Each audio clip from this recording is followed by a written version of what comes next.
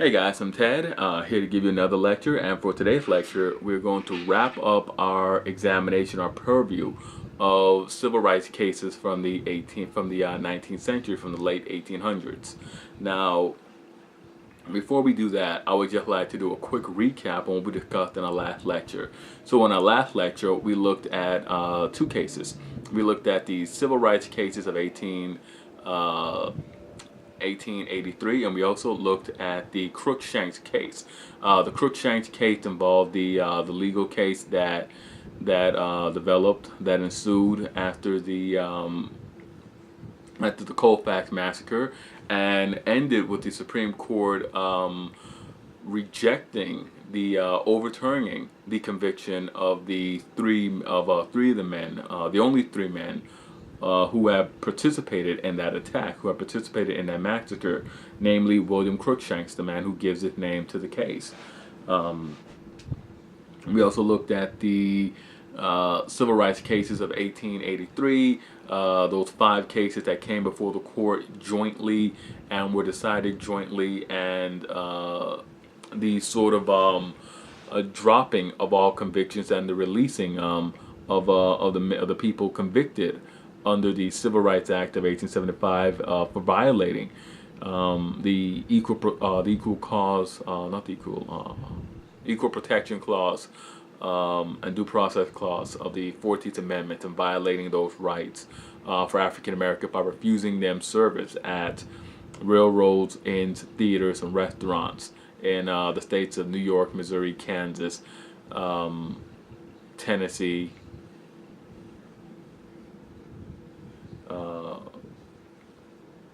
and that was what we discussed in our last lecture, and of course for this lecture.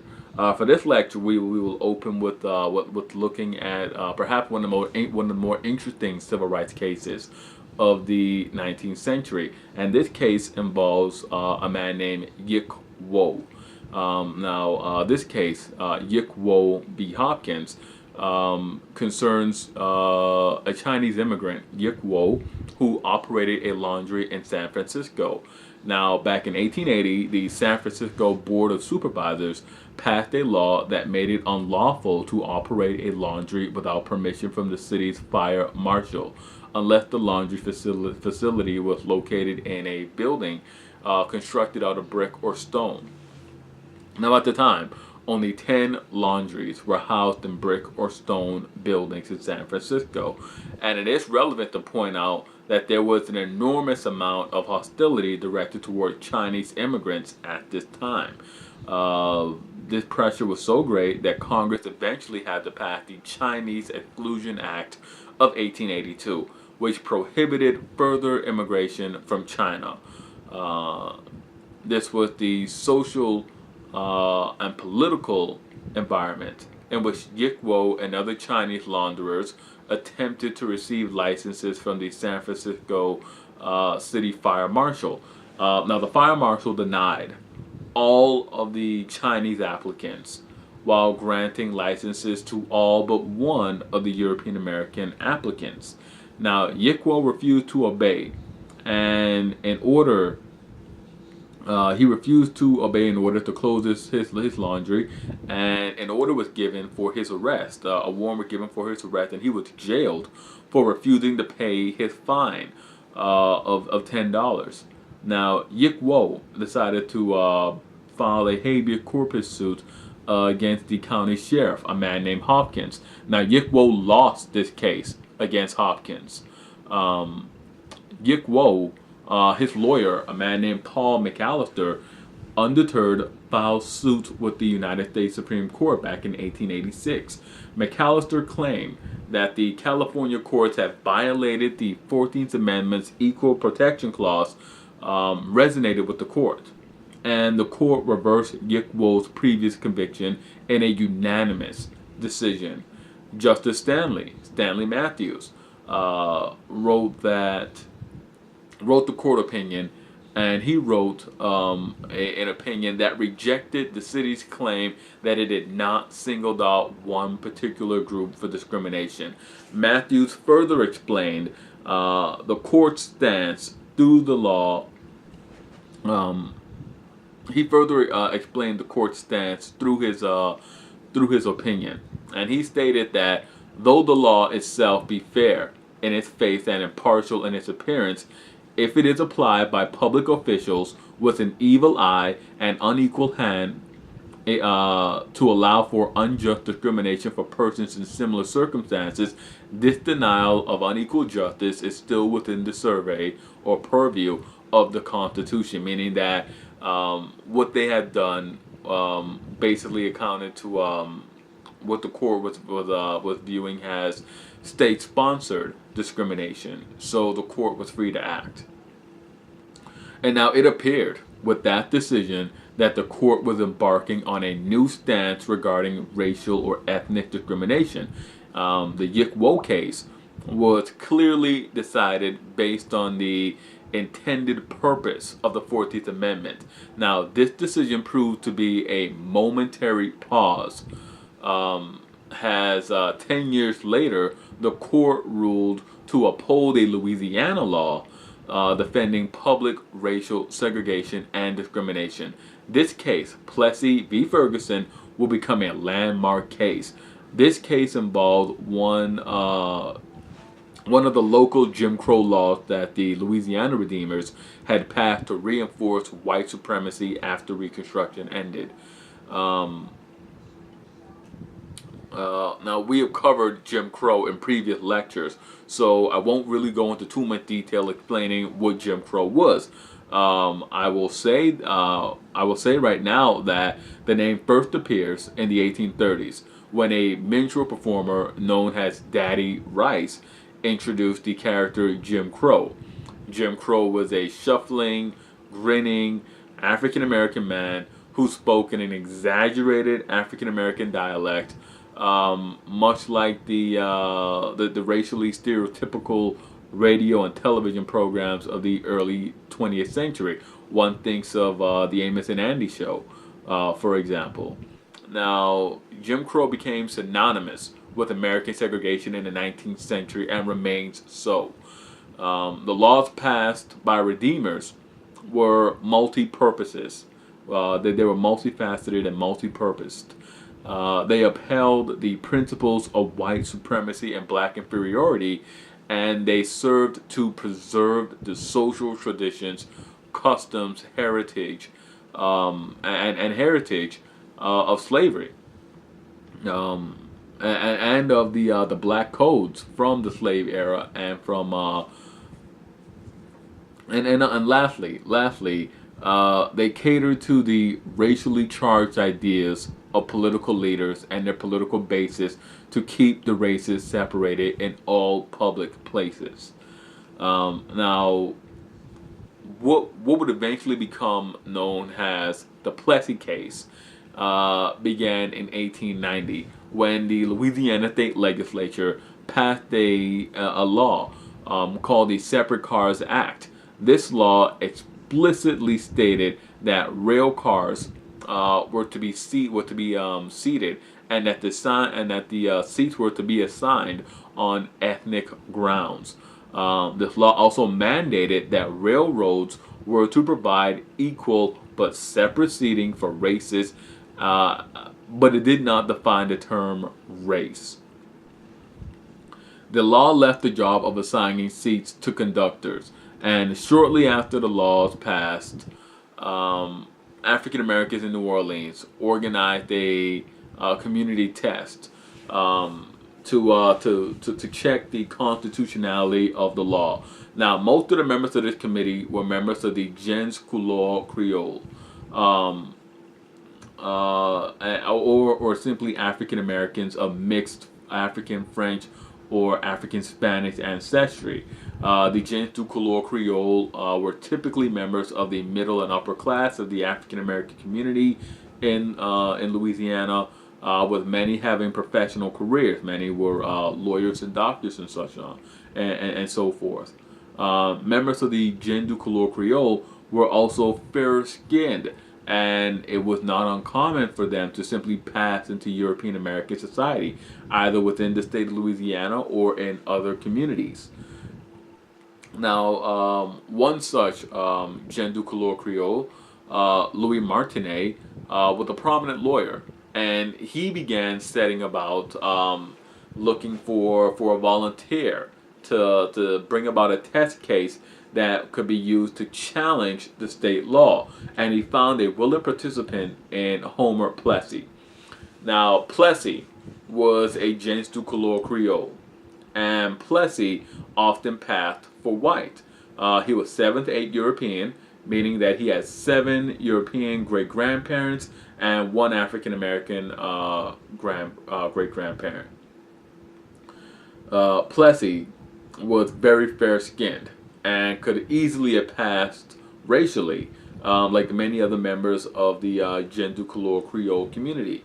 The redeemed states, however, passed strict racial hygiene laws that focused on the hypodescent of a person, leading to the creation of what became known as the OneDrop Rule. The OneDrop Rule or OneDrop Principle stated that any trace, no matter how minuscule, of African blood made a person non-white. Now, many members of the Louisiana gens du couleur Creole community resented this law. They resented being lumped in with the darkest and, in their eyes, unsophisticated African Americans. Earlier, through slavery's long career in Louisiana and through the aftermath of it, they had largely, because of their ancestry and because of their complexion, they had sort of tried to form a separate caste within Louisiana society, placing themselves above the darker-skinned African Americans. But these new racial hygiene laws sort of undercut their community intentions and lumped them in with the community, with members of the African American community that they really didn't think that they held anything in common with, other than this, in their eyes, one small arbitrary fact. It's really unknown what motivated Plessy to go for the case, and it's really and also but also it had to be stated that there were members of the gens du couleur Creole community in Louisiana who wanted to stand in solidarity with the darker or the darkest skinned African Americans in the state of Louisiana. They wanted to stand with them and show solidarity with them. Some speculate out of guilt because they could pass while these other people couldn't pass. They couldn't skirt around being sent to the separate cars. But for whatever reason, Homer Plessy decided to do so. And on June 7th of 1892, Homer Plessy entered the New Orleans station of the East Louisiana Railway, and he purchased a first-class train ticket to Covington, Louisiana. Now, Plessy had no intention of going to Covington, Louisiana.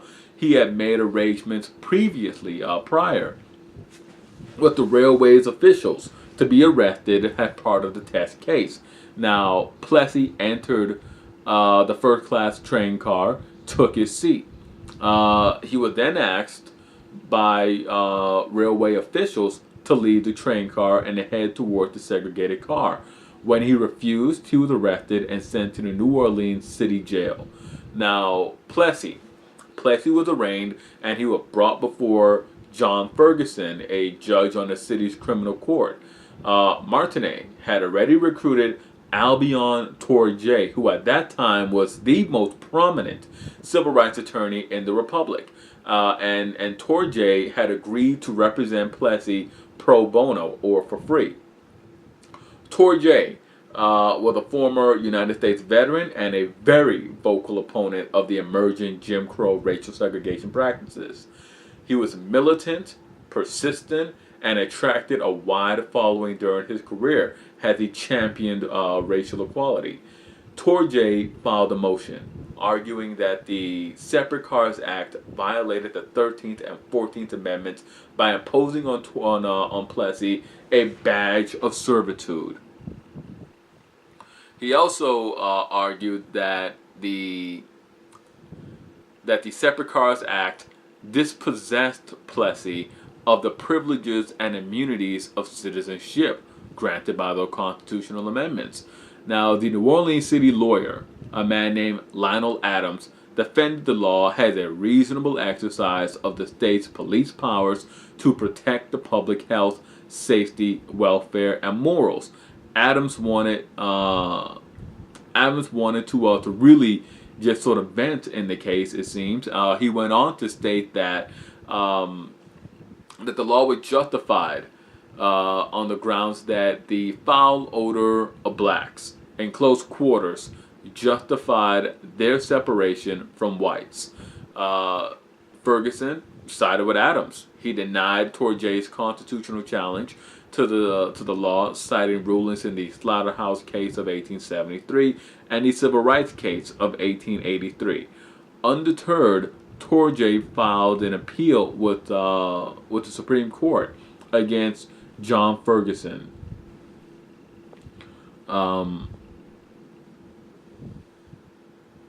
Torjay's appeal with Louisiana State Supreme Court failed. They upheld the lower court's ruling, but this was all part of Torjay's plan. Torjay knew that no court in Louisiana would overturn the ruling, so his plan from the get-go was to take this case to the Supreme Court. Torjay went before the court and, in his legal brief, tried to get the court to empathize with the African American community by having them imagine that they were African Americans, that they suddenly woke up one day as African Americans and were subject to Redeemer discrimination and prejudice. It failed. The justices voted 7-1 to uphold the previous rulings in the Plessy case. And in Associate Justice Henry Billingsworth offered another patronizing lecture to the African American community, seeking relief from the courts. And Billings wrote, "We consider the underlying fallacy of the plaintiff's argument to contest in the assumption that the enforced separation of the two races stamps the colored race with a badge of inferiority. If this be so, it is not by reason of anything found in the act, but solely because the colored race chooses to put the construction upon it."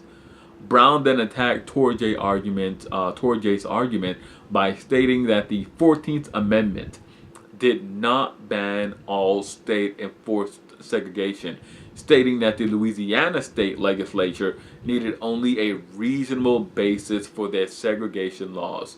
Brown's opinion completely disregarded the Gick-Woe decision back in 1886 and relied on a Massachusetts ruling, and a very obscure Massachusetts state ruling, upholding racial segregation in public schools. And the case that this obscure case for Massachusetts was decided some 20 years before the 14th Amendment was ratified. Now, John Marshall Harlan, who was the sole dissenting justice, answered Brown's claim that he answered Brown's claim with what can only be called a devastating rebuttal. To look at just one excerpt from it, John Marshall Harlan wrote that the white race deems itself to be the dominant race in this country, and so it is, in prestige, in achievements, in education, in wealth, and in power. So I doubt not it will continue to be for all time, if it remains true to its great heritage and holds fast to the principles of constitutional liberty. But in view of the Constitution, in the eyes of the law, there is in this country no superior dominant ruling class of citizens. There is no caste here. Our Constitution is colorblind and neither knows nor tolerates classes amongst citizens. In respects of civil rights, all citizens are equal before the law. The humblest is the peer of the most powerful. Those were Harlan's words. Those were perhaps the best of Harlan's dissent, the best words of his dissent. Um, Harlan's quote, Harlan's dissent is often quoted, but it is primarily used. It is primarily misquoted, and it would be primarily used in the 20th century during its civil rights cases that we'll look at when we look at civil rights cases of the 20th century. Now, Harlan's quote reflected the political, economic, and social realities of his time, which led to the creation of a social attitude that allowed these separate but equal doctrines to thrive and survive for more than half a century. All right. And with that said, we'll end here. Thank you guys for listening to the lecture. Hit like, subscribe, and comment. And really comment. Let me know what you thought about this lecture. The civil rights cases of the 19th century are all sort of boiled down to just Plessy, but as we discussed in our lecture series, there were a number of cases that stood out, that shaped court opinion, and really sort of enabled Jim Crow to proliferate. Very interesting stuff here. I mean, we could go on and on about it, but we have a lot more to cover with the United States history. As always, hit like, subscribe, and comment, and I'll see you guys next time for another lecture.